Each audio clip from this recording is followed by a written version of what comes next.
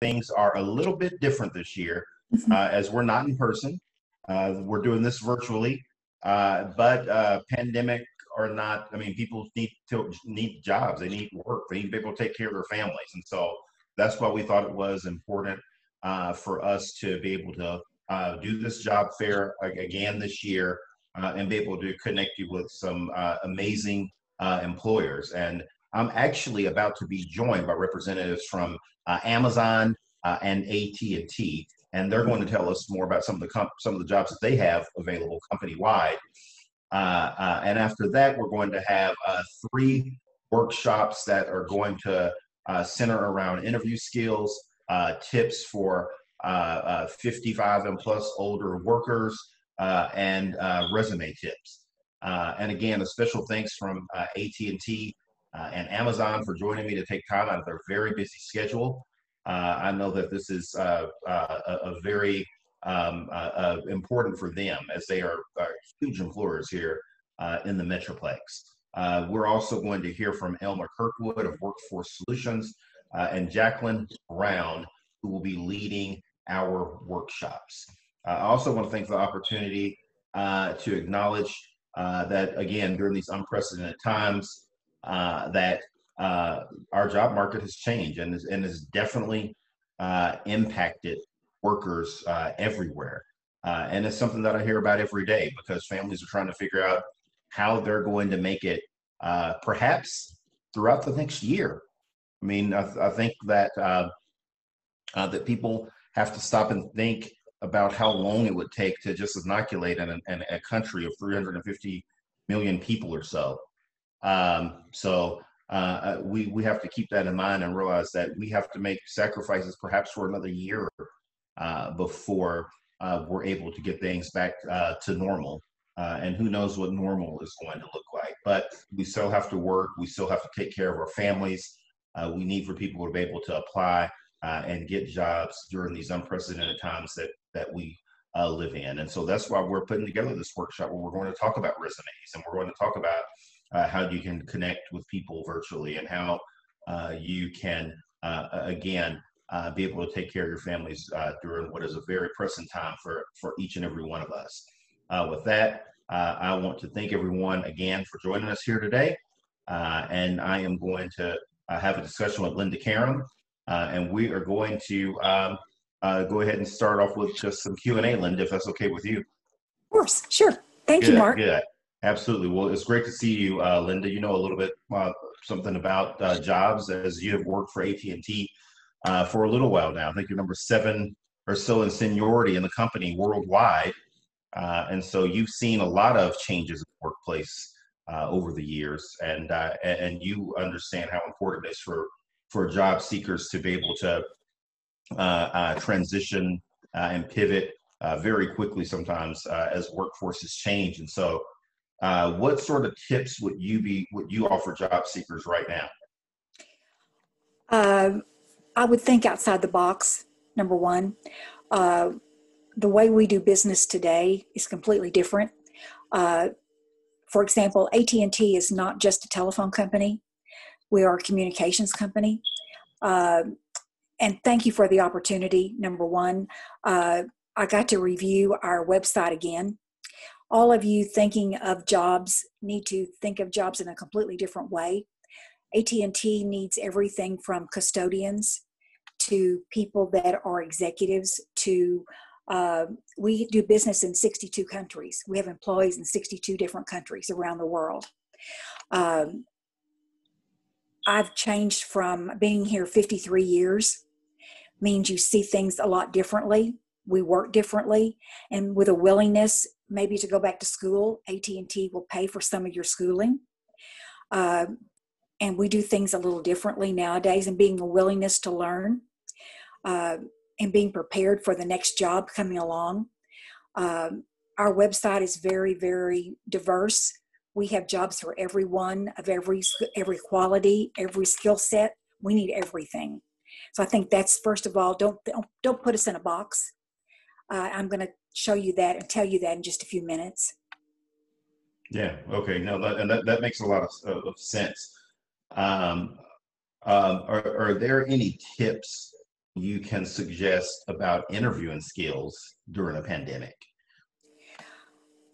I would think make sure that the employer knows that your willingness to change, that you're willing to learn, and that you're open for going with the flow. You're willing to go with whatever they need, and your willingness to learn. Just because you may have always thought of only being in Fort Worth or only being in Dallas, perhaps the job is in Haltom City, perhaps the job is in Irving, and you never thought about maybe going to Plano. Maybe that's not a stretch for you anymore. And you've always thought of just being in the Metroplex. Maybe Rockwall is something you could look at. We have jobs in Rockwall, but you never thought about that. Perhaps you didn't realize that a job in North Richland Hills was available. I would think outside the box. And when you're interviewing with a company, I would listen. Don't just talk. Listen to what the interviewer is looking for. Look them in the eye. I would do that a lot. Yeah, that makes a lot of sense. Those are like basic skills that even during a pandemic should employ Yes. when they are seeking a job. Yeah, no, that makes a lot of sense, Linda. Linda, of course, AT&T is a large company with global offices and locations, and so you're always looking for people with a very wide, diverse array of skill sets. So, what is AT&T locally for people that want to stay in the Dallas-Fort Worth Metroplex, for the job seekers that are going to most likely be watching this Facebook Live event and go back and look at this virtual job fair? What is AT&T looking for? For example, if you go to our website, which is att.jobs, and you click on what's available. If you want to be a technician, for example, you scroll down to technician, and you'll also sort it by city. Let's say you want to work in Dallas. Click on technician, click on Dallas.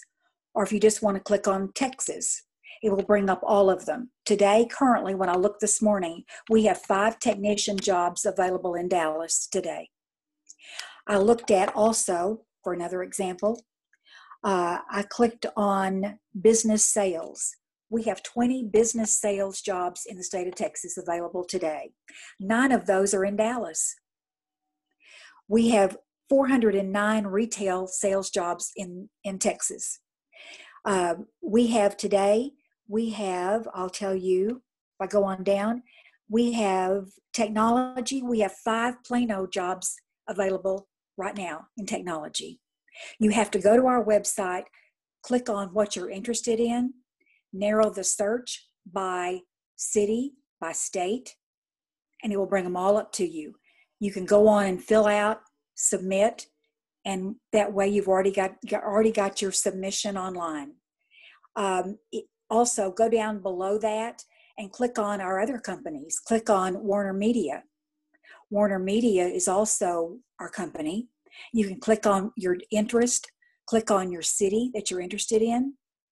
That will bring up an intern position. It will click on part-time.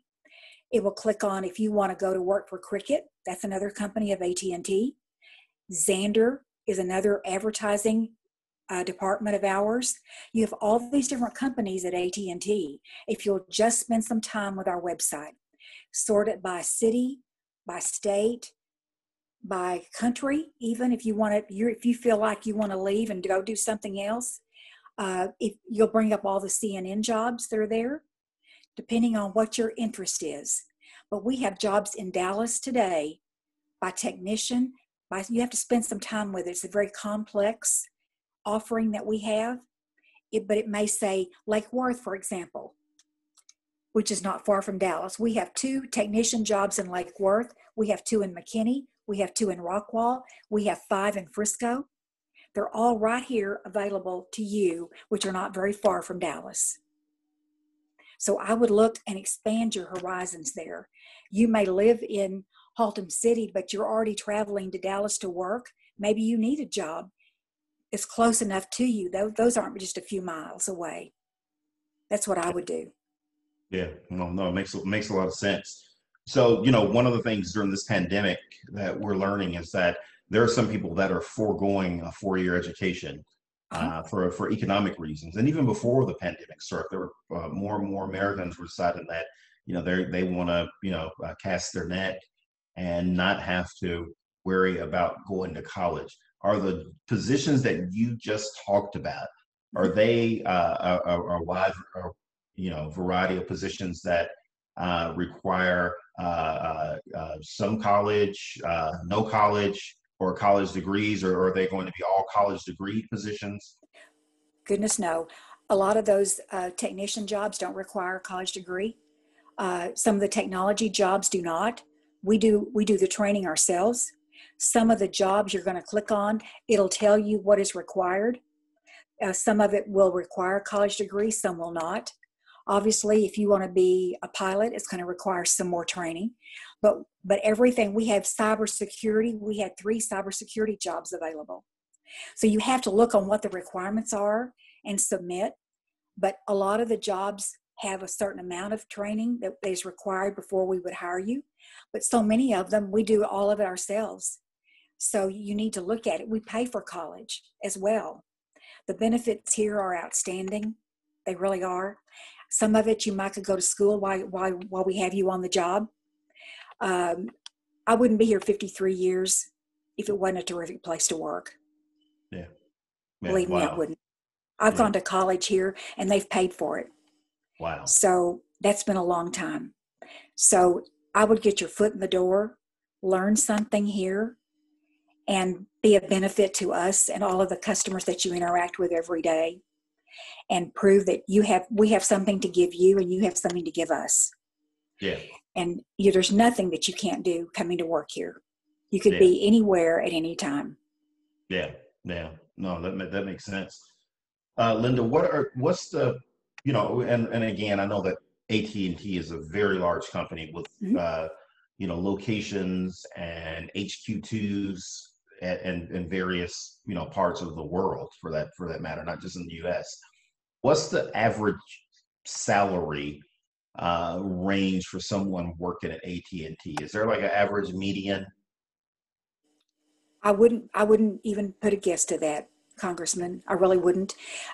Based on your previous job experience, um, and based on um, whether or not maybe in some cases um, the country that you work in, the city that you work in, uh, some of the um,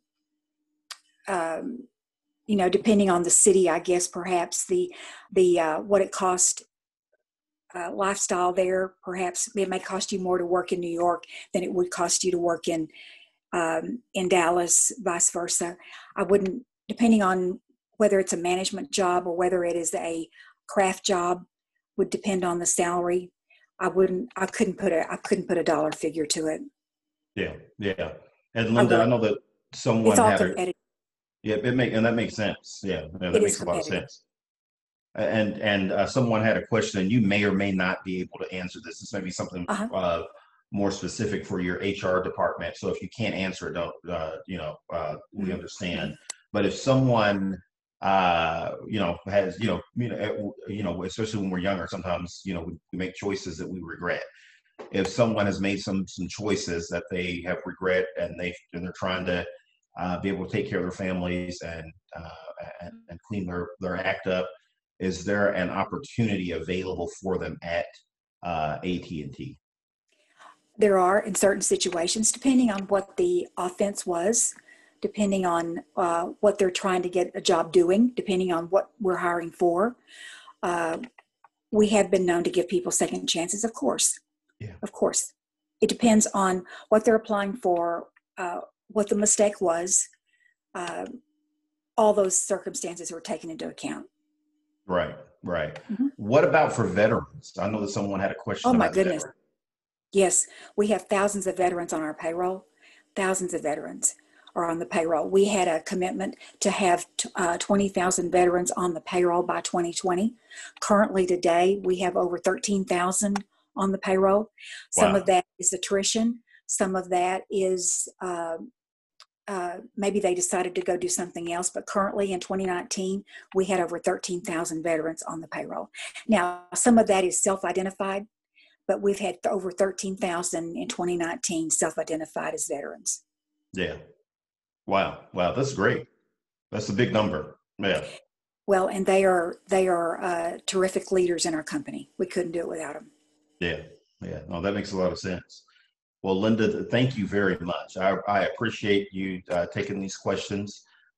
We appreciate your service in the community. You always go to so many of the events here in Tarrant County, and we just really, really appreciate that very much. We know that that there are going to be a lot of workers in Dallas and Fort Worth that heard your Q&A, and I think that they're going to be helped by it. So we appreciate you taking the time out this morning and participating, and thank you for everything that AT&T does here representing the community and trying to connect residents of DFW with good paying jobs. We really, really do appreciate that.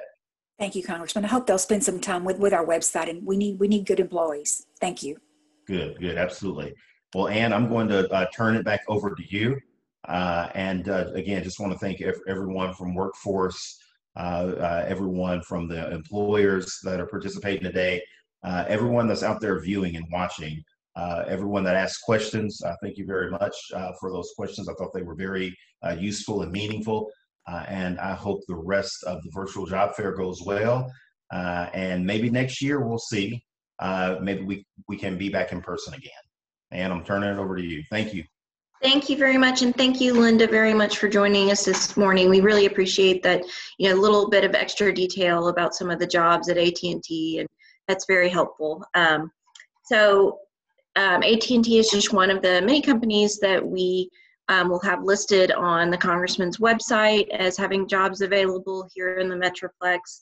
That website is Veasey, Veasey.house.gov.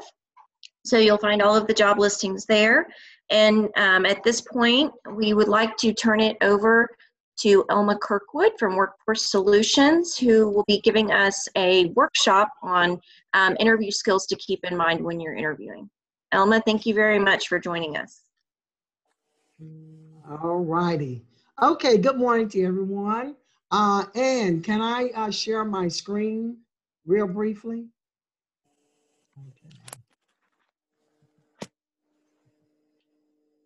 Okay, can you all see the screen? Yes, it's up. Okay. Yes, we can see it. Can you enlarge it, Elma? Okay, let me see how I can do that. Hold on.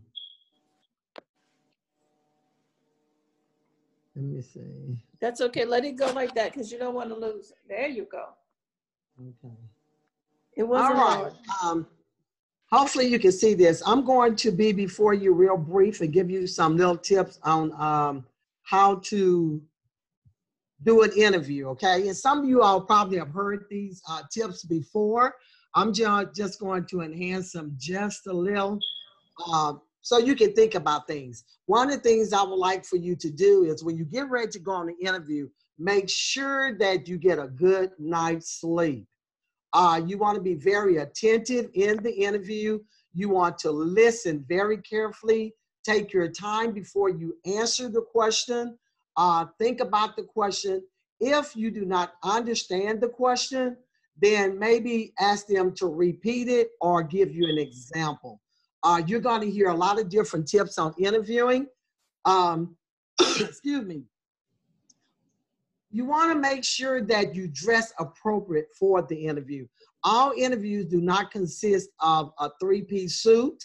You can probably dress business casual, which would be like the casual Dickie jeans or some, not jeans, but the casual pants. You want to be able to, the khaki pants, that's what I'm trying to say. You want to be able to match your outfit with the position if all possible. You can be there at least 15 minutes so you can get comfortable. If you do not know how to get there, I would suggest that you Google the address, give yourself time to get there so you will not be late. It's not good to be late for an interview. So Google the time and make sure that you are there on time. Another thing you want to do is prepare yourself. Bring your resume, put it in a portfolio. Put your resume, maybe if you have certificates, you want to put those in there. Military, you might want to have all your good information on there. Put that in a portfolio. Get yourself some prepared questions that you might think that they would ask you, because in some interviews, they may not even ask you all the questions that you have prepared for. So just think about, and what's on the screen is some of the questions that may come up, okay? Tell me something about yourself. This may be one of the questions. And this is going to be based on your experience with the position that you're looking for. So please know the position when you walk in there. Don't go in not knowing. Know something about the company as well that you're applying for. Research the company. Make sure that your position is the skills that you have on there. Your resume should match your position as well. So what do they want to know? They want to know if your skills is going to be what they're looking for. So if they ask you, tell me something about yourself, then you're going to talk about that position, not your personal life, your position that you are applying for. Okay? You don't want to go in there talking about your children and all of that. You want to stay with the skills that you can do. Why should they hire you over the next candidate? This is going to be you expressing how you are the right applicant for this position. You're going to brag on yourself just a little, but not over bragging. But you want to point out some of your good skills. This is your sales pitch. So you're going to talk about, you should, why should they hire me? Because I have the experience. You're going to talk about those experiences that you have with that company and the position that you're applying for. Now, this is one of those catch-22 questions. What is your greatest strength? Okay, so you want to talk about something that you know that you're good at. This is one of the questions that employees almost always ask to determine how well you are qualified for the position. When you are asked about your greatest strength, it's important to discuss the attributes that qualify you for that specific job, and that will set you apart from the other candidate. So you're going to express your skills, what you've been doing at the company that make you the best candidate for this position. Here's another catch-22. What is your greatest weakness? What they want to know here, this is one that a lot of people ask. They'll say, well, what do I talk about on that? Do your best to frame your answer around positive aspects of your skills and your abilities as an employee, turning seeming weakness into a strength, okay? So you're going to share. Now, this is an example here. My greatest weakness used to be procrastination. Friends who knew my work style would tease me saying, panic, participate, performance. In college, I was the person who pulled all-nighters to finish their essays right before the deadline. So what you're saying is now I don't do that anymore. So you want to make sure that you're stressing that that's what you used to be in college, but now I'm wanting to be there on time, and I love my job to make sure that that is my first priority, is make there to be on time. Why do you want to leave or have left your current job? Now, if you're still working, this is a question that they may ask, and you want to be careful how you answer this question. The interviewer wants to know why you want to work for their company. And that's really why I suggest that you research the company very well, make sure this is your dream company, and then you can answer that question with, with passion. I love this. So you want to make sure that this is something that you want. So I was very fortunate to be hired by ABC Company right out of college. And this is something that you want to think about too. Now, if you haven't been in college for a while, then you want to think about, well, I was looking for, to venture into another area, and you saw this position and you got interested in it, and this is one of the ways that you can answer that question as well. Now, number 6, what are your salary expectations? This goes into negotiations, okay? So you want to be very careful on this question. I usually suggest that you allow the company to express, the person that's interviewing you to express what bring that. I would not bring salary up unless the company brings it up first. You always want to go in knowing your salary. It's called negotiation. You have your high and you have your lows, okay? So in this, you want to make sure that if you're looking for a position, that your salary is going to be within that. So I was trying to give like an example here. Your average around could be like, I would just say for an engineer, since I'm a mechanical engineer by degree. If I was to go back into that, I'm going to check out the salary based on my skills, based on my experience. So if I'm looking at a $70,000 position, then my lowest salary would be between 75. My highest would be maybe 75. My lowest would be no more than maybe 65. But I really want 70, but I will settle for 65. So I'm going to go in. If they ask me, I'm going to say, well, you know, I was looking at maybe 75,000 a year, and then they might come back and say, well, we was looking for like, you know, 68 or 69. So that way you have play in your negotiation, but you don't want to go back and forward with them. Why do you want this job? Okay, that's going to go back into your researching the company, making sure that this is something that you really, really want. And I stress, please know the position that you're applying for. Make sure that you know the skills when you go into the interview, because they can ask you to demonstrate. They can ask you to, you know, your passion. Why do you really want this job? And you want to express that with your body language. How do you handle stress? They could be putting you in a position where you're going to be dealing with time, maybe being able to handle getting assignments out on time. You might be sent out on a job that could be stressful. So you can answer that with, you know, why do you do things, they don't go smoothly at work? How do you do you get upset? Do you stress out? Do you want to throw your hands up and quit? No. You got to be able to handle this because you're going to research it. You're going to have, may have teams that can work with you.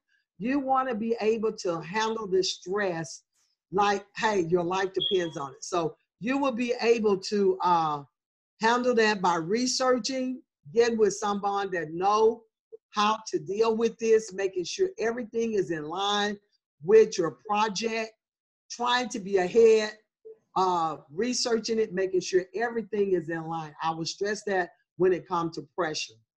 Describe a difficult work situation or project and how you overcame it, okay? What do they want to know here? The interviewer wants to know how you respond when faced with a difficult decision.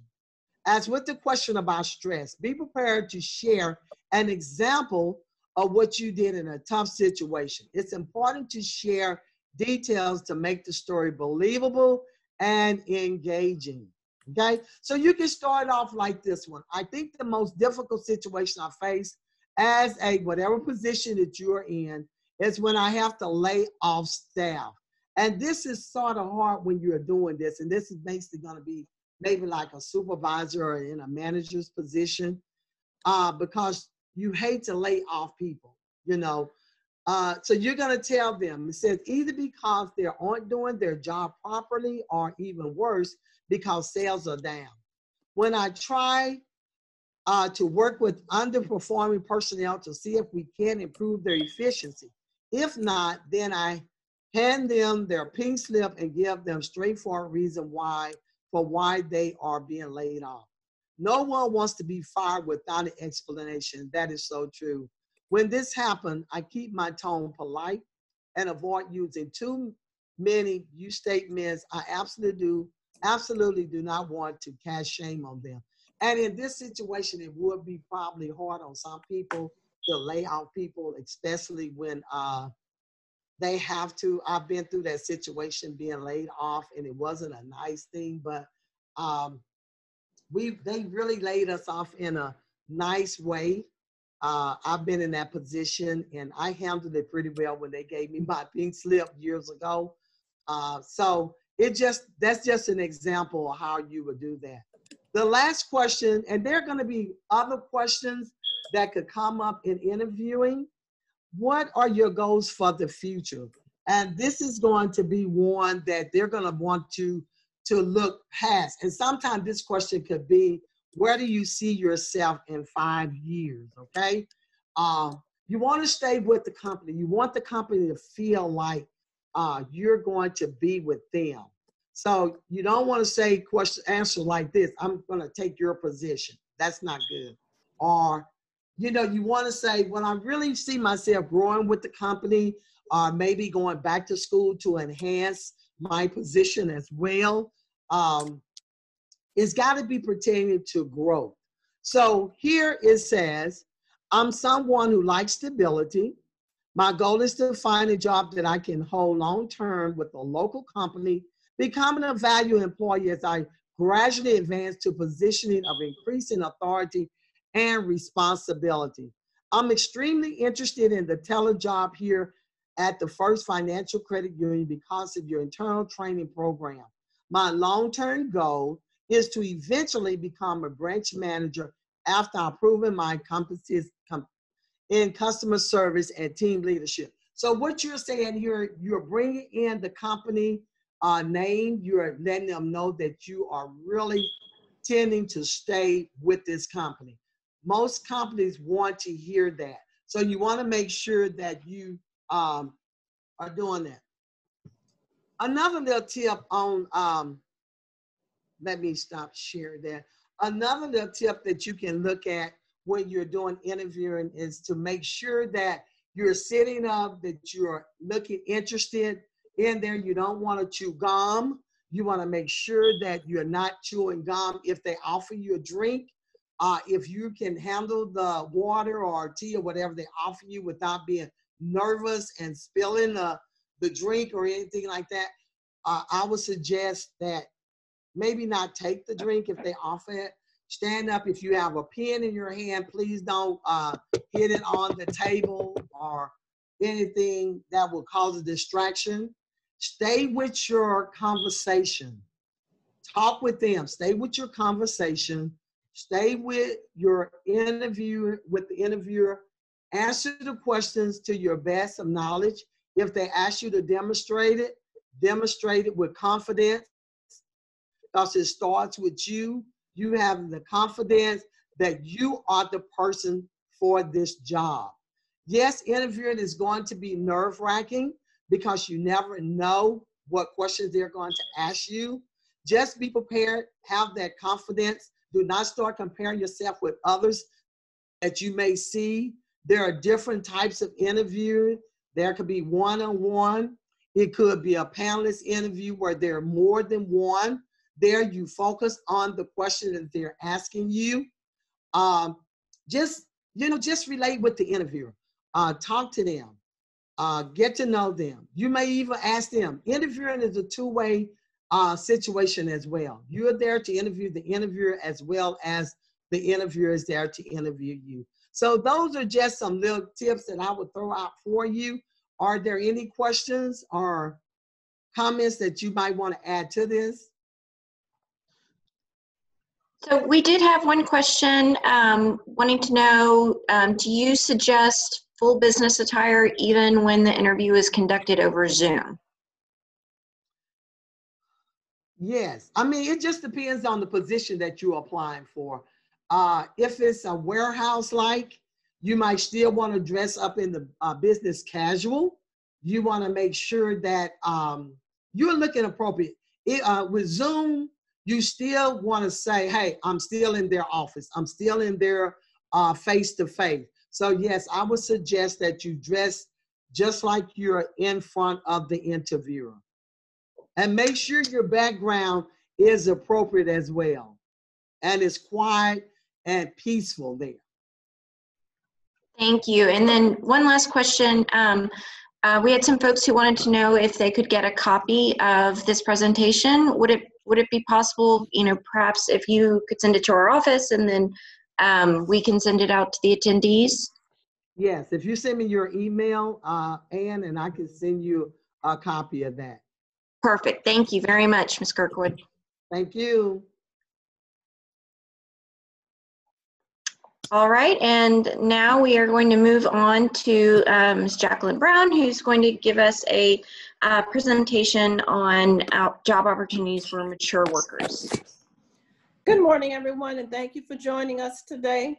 My name is Jacqueline Brown, and I am a facilitator for the workforce of Tarrant County. What we do there is teach work readiness. So we have 8 workshops that will encompass most of what you heard today in an expanded version. What I'm going to talk to you about today are the benefits of hiring a mature worker and the myths that and realities of the work. So in most cases, when I walk into the workshop, I will ask, what are your concerns about going to work after you've been working for a long time, or now that you're considered a mature worker? And one of the first things that people will say to me is age. They're concerned that they're not going to get hired because of age. Well, that's not necessarily true, because we do have employers that are interested in hiring mature workers. First, because they don't have to teach them work ethics. They know that they already know how to come to work and come to work on time. If in the event they cannot come to work, they automatically know that they need to call in. They are usually interested in the mature worker because they bring to the table skills that they already know and don't have to teach. Another thought that they have is that maybe mature workers will not be multitasked or can juggle major projects. But that is also not true, and research indicates that our ability, and I just say our ability, to switch from one process to another is still something that we can handle. All we have to do is keep those skills moving and active, and we are able to do that. Then we might think that sometimes we're not as creative. Well, that's not proven true either. That's a myth, because our creativity is rooted in and grounded in our experience, so that we have worked long enough that we understand the process, and not only understand the process, but the ability to switch directions when necessary. So we come in with a wealth of information that we can share with you to give you more confidence in what it is that you have to offer a mature worker. We are often leaders in our area because we've been working for a longer period of time. And you don't necessarily have to have the title of leader, but if you're working with a team, and today that companies are working in a team concept, then there will be an anointed leader or a leader that has that title, but then you also have a leader that will emerge among the group. That's the people in your team that will go to the leader, and oftentimes the mature worker will be the leader. They'll be the one who understands the process or the requirements needed to get that task done, that they can answer the questions and get that information over quickly. And so as mature workers, we have that ability. We have the skills in leadership. We are task-oriented. We are organized. Oftentimes when information comes down on what it is that we have to do, in our mind, we're thinking about what is required to have an organized workflow. Will you need raw materials? Will you need 2 shifts? So those are the things that we do as mature workers that we have not only do, but we have sophisticated that skill. And we have the ability to listen. So we will generally stop and be still long enough to listen to what the instructions are, to listen to what the process may need to be to get that task done. And most of all, we have the ability to write well.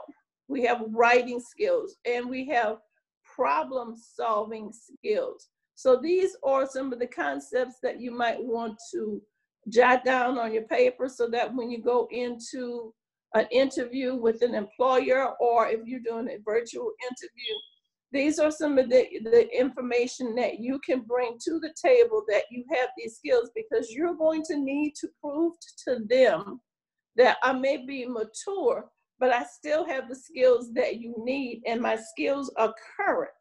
So most of what you're going to talk about, you will have learned within the last 10 years, and that you have kept up with the skills that you need, that you'll be able to provide that ability to the customer, to the employer, for the productivity that they're looking for. We are also proven to have motivation toward community service. And oftentimes companies will not only do their original product, but they will go out into the community and want to give that information or give that extra service, especially in COVID times. You having people that need extras. And so a company will be more community oriented. And usually we are the first to step up because we've been through so much and we understand what the importance is and the necessity is for that. We have a better focus on what the requirements are for that company. We have a better focus on how to solve those problems when they surface, and or to identify where a problem may occur. And then that way you are able to either alleviate that problem before it happens, or that you can convince the employer that you have made the mistakes that you already have learned from, and that you can bring that to the table. So one of your greatest assets is your experience. So your knowledge can convert into your wisdom, and it will bring to the employer what it is that they're looking for, so that they're not spending as much time trying to teach you that concept. You can come in and be an asset. And then we also have some considerations on how will we work with the different age ranges in the workforce. Currently, there are approximately 5 different generations working in a company at one time. So we need to learn how to work together and work together as a team. So we want to encourage you to know that you might think that you can't work around a different age group, but that's really not true. You will find out, if you give yourself half a chance, that a younger generation will want to learn from you as well. So there is a two-way mentorship that is going on. The trick that I'm going to tell you, or the secret that I'm going to tell you, in some cases, maybe a younger generation don't know how to approach you. They want to learn what you have, but you watch them observe you, or they're staying close enough to watch what's going on. If you offer to bring them into what it is that you're doing, you will find out that there is a cross mentorship that could happen. Maybe they can teach you newer technology, and maybe you can teach them a shorter way to get a task done that will produce high quality product in a safe environment and in a short amount of time. So be on the lookout for a younger generation that want to learn from you, because you have something to give them and they have something to give you. So what it is that we want to make sure of is that the human brain is adaptable, it's flexible. You will be able to learn newer responsibilities or add to the responsibilities for the employer. So all that I'm sharing with you now is tidbits of information that when you are in the interview with the employer, that you bring these subject matters up, because it's going to help them, because these are what they're looking for. So remember, we're focused on our leadership skills. We have the leadership skills because we've been there. We can focus on getting the job done. So we're looking to stay at the job until we find out until we have mastered what it is that they're looking for, and we've completed the job that they're asking for. We also have loyalty. We are not confused about where our loyalties lie. When we start working with the company, because we're looking for a company that we're not going to want to look in another 2 years. We're not job hunting, job hopping. We're looking for a company that we can lay our roots down, learn the company, within 30 days, learn the company, within 60 days, teach the concept that's being taught to you. So we're having good work ethics, we're having loyalties. In addition to that, and the simple fact that we've been working so long, are we mature workers? We have a strong network. So if something happens that you are working on a project and it's not quite falling the way that you want it to fall, you can contact your network, people that you've worked with in the past. You know, I have something I want to pass by you. Listen to this and tell me what you think about it. And that's somebody that will listen, and using the language and the vernacular that you have in common, that can say, well, maybe you can try it in a different way. So that makes you more adaptable to the employer. That also, you also have what we call excellent time management. So you will listen to what the assignment is, and in your mind, while you're organizing, a part of that organization is also time management. How much time will you need to get the project done? How many people do you need with that team to get the project done in the time frame that's offered to you, so that you will be ready to perform and have it completed? We generally need less management. Because we've been there, we know what needs to be done. The micromanaging won't be necessary, and you'll be able to demonstrate that to the employer, that you'll be able to get what needs to be done in the time frame. We have insight for the employer. Oftentimes you'll be given as much information as they can give to you. So we know that we're not going to have the whole picture, but from our experience and our wisdom, we can anticipate what will be asked of us or what will be coming down the line, and be prepared to provide that information.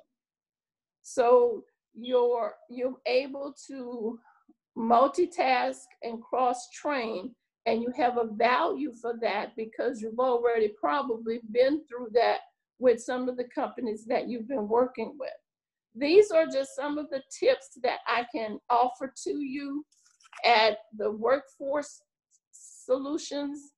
We have, of Tarrant County, we have a 4-day workshop, Monday through Thursday. It is our MAPS workshop, and I put my email address and how you can get to those workshops. We teach effective communication, interviewing skills, dress for success, resume 1 and 2. There is a new concept that's called, and you probably heard about it, is the applicant tracking system. So a substantial amount of the way we have been doing resumes are going to be different, because you're going to have to get your resume through the applicant tracking system. In our workshops that you can still take virtually, we're teaching 8 different workshops, 4 days a week. They are scheduled 10 in the morning and 2 in the afternoon, Monday through Thursday. And all 8 workshops are different. And I would encourage you to go to workforcesolutions.net and scroll down to MAPS. MAPS, that will give you the opportunity to register for those classes. And we look forward to assisting you in giving you additional information. This is a short version of the 55 plus workshop. My next 55 plus workshop will be on Monday and Tuesday. It will be scheduled at 11 and at 3, and it's 2 days, Monday and Tuesday. All 4 of those workshops are different, and it equips you and empower you with information that you will have a different concept of what you bring to the table for the employer and how you can prove to them and convince yourself that you are very much still marketable. So we look forward to having you join me on MAPS 55 plus and the regular MAPS workshop, and you can find that on workforcesolutions.net. Scroll down to MAPS and you'll be able to register for the dates that you're interested in. And all of the dates are different. And this cycle repeats itself every week. However, the 55 plus workshop is only taught once a month, the 3rd full week of the month, Monday and Tuesday. And with that, I will entertain any questions that you might have. And if you want to direct anything to me, I have included my email address in both chat and Q&A. Thank you.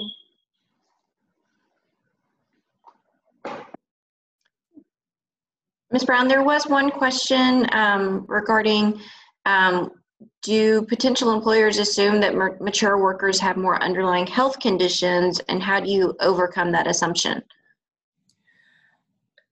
I don't know that they will think that you have underlying health conditions, but I do know that before they get to that question, in our extended workshops, you can let them know that you have that under control, you have that handled, that you have your appointments scheduled on weekends or after 5. There's always a way that you can give that information to them before they ask you, and that empowers you with controlling that flow of the questions. And you had a second part to that question? There was also another question just came in saying, are the Workforce Solutions locations closed due to the pandemic? We are not closed as you would think so. We are still doing much of our work virtually, but you would have to go into workforcesolutions.net, and there is an area there that you can make an appointment to get into the workforce centers if you want to schedule use of the resource room. There's also an area where you have a virtual information session, and all of this can be found on workforcesolutions.net. And if you need additional information, I'll be more than happy to discuss that with you through email. But the centers are not closed, but you do have to have an appointment to get in. Because of COVID, we have stipulations on how that is handled. And I will be glad to help you with that. But it begins with registering in workintexas.com. WORKINTEXAS, one word, .com. And you can get started registering in our system.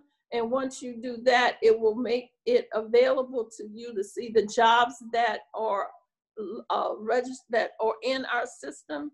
And the welcome and information session will get you started with getting matched with, if you're eligible to get matched with a counselor that will work with you one-on-one. And that would be the excellent position, the excellent place to start your work in workforce, in workintexas.com.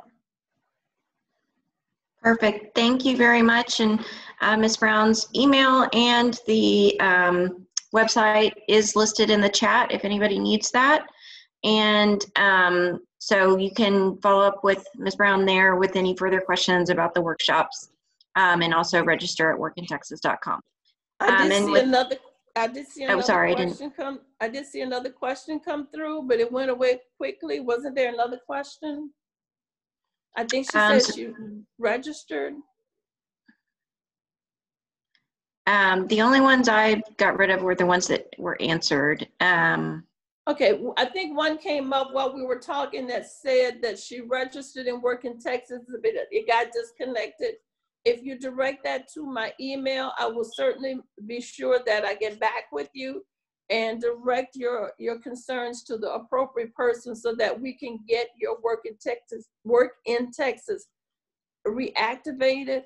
We instituted a new Work in Texas program, and everything was migrated over. And if you have not gotten on since then we can help you get that reactivated and get you connected with employers that have positions open currently.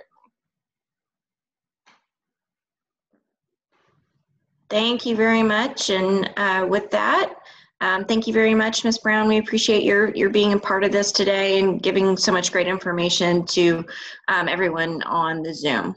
And with that, we will move back to Ms. Elma Kirkwood, who's going to tell us a little bit about resume writing and some tips on having a great resume when you apply. Okay, I'm back again. All right, I'm going to talk about, give you some little tips on resume writing. And again, like I shared with you before, let me move this over some. That everyone has seen, been to different types of resume classes and everything. And I'm basically going to talk about your resume being tailored to your job position. That's going to be what I'm going to stress today on that. And then I'm going to give you just some little hot tips today. So let's move right along. How to tailor your resume. A resume is a picture of you on paper. This is going to be what the person, the interviewer or the company is going to try to visualize who you are from the information that you have shared with them on your resume. So a resume is a short account of your experience, qualification, and your achievements. Okay, so the goal of the resume is to capture the reader's interest so that he or she wants to speak with you. You want to be able to grab their interest. You want them to look at your resume. So this is what I'm going to share with you. Most resumes only get a 5 to 7 second scan by the reader. That's pretty fast.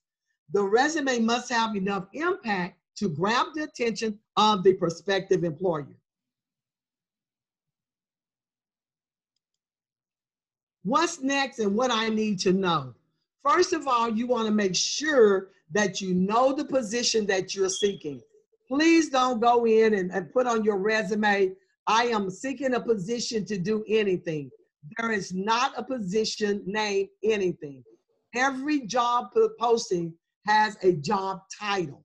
And on that job posting, that job title is telling you the position that the company are seeking. So on your resume, I'm just making some suggestions. Make sure that you know that position and put that position on your resume as well. This is going to capture the attention of the employee. This will also save you time and help you apply a lot quicker. Make sure this is the position that you would like to apply for. Don't just apply for something you know you don't want to do. You want to make sure that this is the position that you are interested in. Now, some of the positions could be like a medical assistant, a mechanic, EMT, hairdresser, CNA, engineer, teacher, sales. Just know the position. Then next, you want to look at, let me go back. Okay, I'm going to, let me go to the next screen. Okay. Now, you want to make a copy of the job posting. Now, this is very important to me, is because we spend a lot of time writing these job postings. We spend, sometimes we might take a week or some to be detailed. So you will know exactly what the employer is looking for. So this is just an example of some of the things that you may want to look for when you're doing a job posting. Associate engineer is the position that the company is seeking. Then you're going to look at the skills that they're looking for. You're seeking entry-level engineer to perform aerodynamic or stress analysis. This is one of the skills that they're asking for. Now, the education, a bachelor's degree in mechanical engineering. Requirements, PC, proficiency in words, Excel, Power, and excellent written and oral communication skills. How do I apply? Online at www.engineeringjobconnect.net. Now, this is the information that the company are giving someone when they're writing their job posting. So what you would do if you was looking at this job posting, you're going to ask yourself, do I have an associate engineer? Yes. Do I have at least one of the skills that they're looking for? Yes. Do I meet the requirements of the education? Yes. What about the requirement? So you're going through this job posting and you're asking yourself to make sure that you are a candidate which have these skills that this employee are seeking. That's the reason why I suggest that you take a few minutes to read the job posting very carefully. This is going to save you time to make sure that you are the best candidate to apply for this position. So what goes on a resume? Where do I start? Your heading on the resume. It tells who you are and your contact information. Now, like we've heard before that different resumes are different formats that comes out. There are different ways that you can do your resume. You can go to different workshops, and you're going to pick up a lot of good tips from other resumes workshop. The heading lets me know who you are. Your name. Please do not use nicknames. You want to make sure if your name is Deborah and you're using Debbie Brown, that's not good. You want to make sure that you use your name that's going to be on your driver's license or your birth certificate, because these are some of the information when they hire you, they might ask for on your I-9 information, which would be your social security, your driver's license, your birth certificate. So your name needs to match up with the name that you're going to be using on your resume. The address is optional, long as we can get in touch with you by your phone or your email address. Make sure that your email address is a professional email, not I want to be a player at gmail.com. I've seen so many email that should not be on your professional resume. You want to stay with either your name at Gmail or yahoo.com. Make sure that your phone, you have a nice voice message. You have reached ABC 123, whatever your phone number is. Please make sure there's no loud music or anything that's not appropriate for the company to hear. Make sure that your voice message let them know that they reached the right person. Remember, you are trying to be the best candidate for this company. The objective on the resume is telling the employee the position that you are seeking. Just like I said on the job posting, the objective is the position that they're seeking. So on your resume, you're allowing them to see the position that you are seeking. And remember, I'm doing a functional resume, which I may have forgot to mention. This is considered as a functional resume, and I'm targeting just the position that I am seeking. So on my resume, I'm going to try to match it up as close as possible to what the employees are looking for. Your summary is going to be an introduction to who you are. This is just going to be a brief intro of you. Just like if you was to walk into an interview and they say, tell me something about you, you can talk about that. This is just an introduction of your resume. Remember, a resume is a picture of you on paper, and you're trying to get the employer to visualize who you are. So this is just an example here. Entry-level mechanical engineer with internship experience in aerospace industry, strong leadership and problem-solving skills, ability to communicate well with diverse groups and individuals, excellent written and oral communication skills, and can work with a group. Here you are looking at the job posting. You're trying to pull out some of the attributes that they had mentioned, that what they're looking for.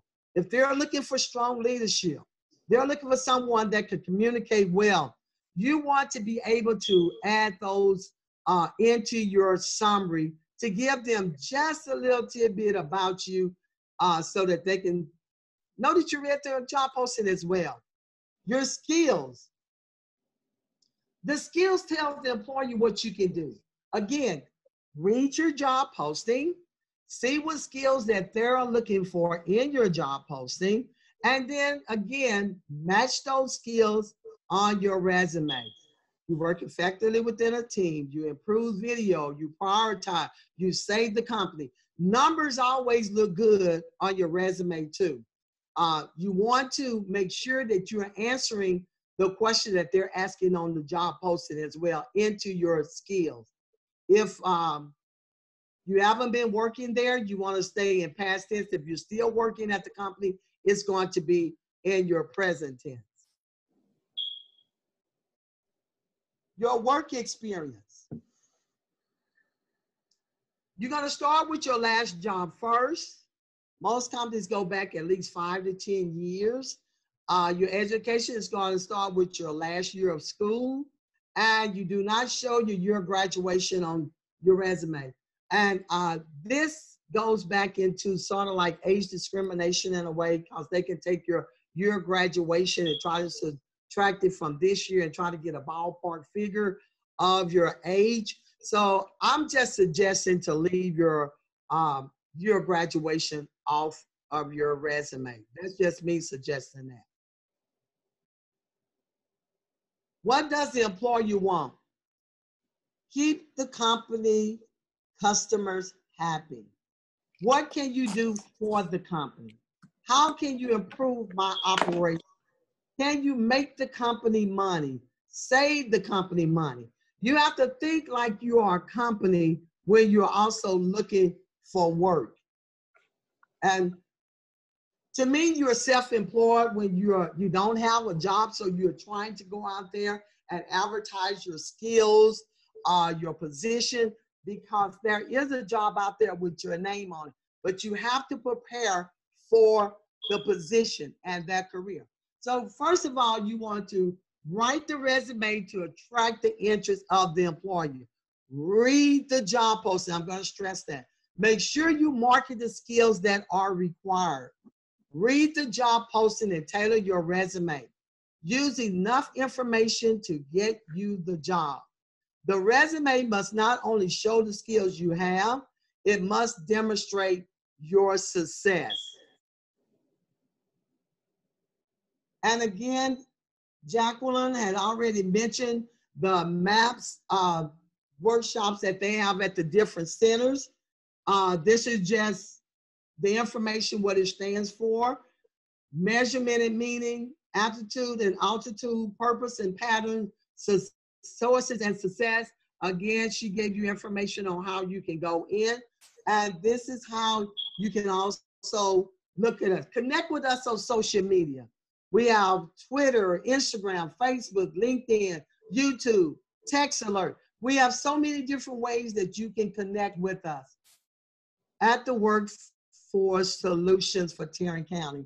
We're a proud partner of the American Job Center Network, and this is our website as well, www.workforcesolutions.net, 817-413-4000. We also have workforce centers in the Mid-City area, Alliance, We have the Central Workforce Center, Arlington, Resource Connection. So we have so many different centers that you can contact to help you with your job search. And here I want to just briefly show you just a quick demo of a resume that the format, like I said, could be different. I'm just going to go in and just show you your name at the top. You have your address. Again, like I said, that is optional. You have your telephone number. Make sure that it's a number that they can contact. Your email address. And I put an objective on here, which will let them know this is the position that I'm seeking. You can also add your objective in your summary if you would like. The summary is just an introduction. And then I added demonstrated for efficiency. And these are just my top points that I want to stand out. These are just things that can capture a little bit more in depth in your resume. That's if you want to use this format. And then your skills and accomplishments. I love to use the bullets because the bullet makes it easier for me to read the resume instead of writing it like a book, putting everything together. I would suggest the bullets on there. And things right here, what I would call bullets. Your employment history. You have your company name, your title that you had there, and I go year by year because sometimes we may have gaps in our resume. The year by year will cover up some of the gaps. You never want to lie on your resume. You want to make sure that everything on your resume you can do, and it is good information. If you have more than one job, you want to make sure that your year-to-year ends and go into your next year. Your education, and this is what I'm just showing, Bachelor of Science degree in Mechanical Engineering, Prairie View A&M University is where I got my degree, and I just put Prairie View, Texas. I did not put my year of graduation. If you have any kind of certification, this is just an example. You will put your certifications. If you're in the military, with an honorable discharge, you can add that as well. So this is just an example of a functional resume that I put together. We also have what we call a chronological resume, which goes year by year by year. And on the chronological resume, you can have several different jobs on there, and you maybe end up repeating a lot on that chronological resume. That's okay, but that is chronological. Most resumes, we ask that you try to keep it to 1 page or 2 pages on the resume. If you do, if you was laid off from your job like I was years ago when I got laid off, if you did any kind of volunteer work, you can also add that volunteer work on your resume. You know, some people may have been to prison or anything. You did some kind of classes in prison. You could put on there where you was located at, put on your skills that you have there. There are so many different ways, and that's really why I would suggest you to go to the workshops at the Workforce Solutions workshops. Sign up for it, get the information, research the company, make sure this is the position and the company that you would love to work for. There are different formats, different tips. These are just the tips I'm just giving to you today. If you need to talk to you, my phone number is 817-948-7078. I would love to speak to you and look at your resume if all possible. That's all I have to share with you today. If you have any questions, please let me know. And thank you, Ann, for this opportunity, and Congressman Mark Veasey for allowing me to share these points today with you all. Thank you so much. There are a few questions in the chat. I think the first one is, how many years of work history should be included as a mature worker? Okay, Jacqueline, you want to answer that one? You don't want to go back any further than 10 years, because then you're going to start opening up the question of whether or not your skills are current. So the most of what you're going to learn for a current position, you would have learned in the past 10 years. And appropriate in Texas, I believe that they're really only looking for your past 10 years of experience. And I also want to mention that there is something, again, that's called the applicant tracking system. We speak about that extensively in our MAPS workshop. That's not really a new concept, but it is being used more and more now. And you will have to get your resume through that applicant tracking system. And there are parameters to that that we will share with you in the MAPS workshop. And that is presented on Monday at 10 o'clock. And again on Thursday when I do the resume workshop. Ms. Kirkwood, could we get that phone number again, and I'll type it into the chat as you say it. Okay, it's 817-948-7078. And my email is Elma, ELMA, Kirkwood, KIRKWOOD, @workforcesolutions.net. Perfect. And I think just one more question. If you have an odd sounding name, should you use a nickname on your resume that is more standard to prevent discrimination? No. I would not suggest using a nickname on your resume. Your name may be odd at that time, but still, if you do go in for that interview, they're going to be looking at your real name. That's my suggestion. What do you think, Jacqueline? I agree. You don't want to put a nickname on it. When we are doing data entry, just yesterday, we were looking for a customer by the name that they gave us. And we found out that the name that they put on was a nickname, and it was a difficult time trying to find them. So always want to use your legal name that's on your birth certificate or your passport. Use your legal name. Now, once you get into the company and you prefer people calling you by a nickname, that's something altogether different. But the IC-9 is going to require a given name.